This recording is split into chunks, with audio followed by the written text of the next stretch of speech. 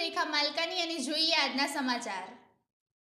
Bhiloda police સ્ટેશનના પ્રોહિબિશનના ગણનાપાત્ર ગુનામાં છેલ્લા 7 વર્ષથી નાસ્તા ફરતા આરોપીને શોધી કાઢતી ભિલોડા પોલીસ।